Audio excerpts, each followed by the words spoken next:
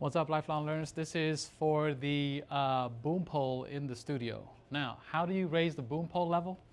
This part right here, loosen it, lift it up, and then you can put it directly above who's ever speaking. See this part right here? So you can put it kind of like almost directly in front of them, but slightly by about maybe an inch, like 6 inches away, all right? So that way the sound travels upward, and then you can actually get the best sound possible. And just get it slightly out of frame. You wouldn't put it in the shot like this, okay? That's how you raise it, is to do that. All right, now how do you adjust the angle and spin? So you have this part right here, this knob will spin, loosen, and then you can spin it like that, okay? On this axis, that's vertical axis, so you're spinning around a circle like that. So once you're done, tighten it back up, all right? And then if you want to angle it, what you do is you loosen on this side. There's a knuckle, okay? You loosen on this side, and then you can adjust the angle like so, all right? Like this, okay? And then tighten it back up. So there, it's a little bit higher.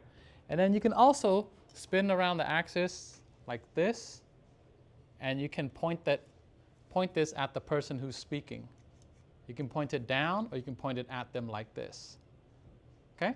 So those are your options.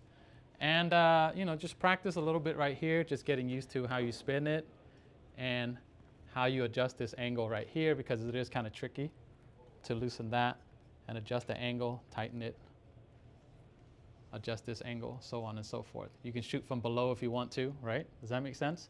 So there are options. It's a matter of where your talent is and how you want to shoot. Right now I wouldn't be shooting upward like that because I got the air conditioner sound coming down and it's going to be picked up by this mic. So sometimes you have like sound bouncing off the floor coming back up, so you don't want to shoot like this, downward like that.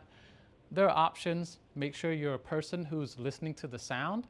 Make sure they pay attention to all those little details, because it does matter, because you're going to create more work for yourself if you record audio that's like poor audio recording, and that's more work for you later on in editing. So avoid the hassle, do it right the first time so you don't have to fix it in post. Okay? All right, say goodbye. Rock, paper, peace.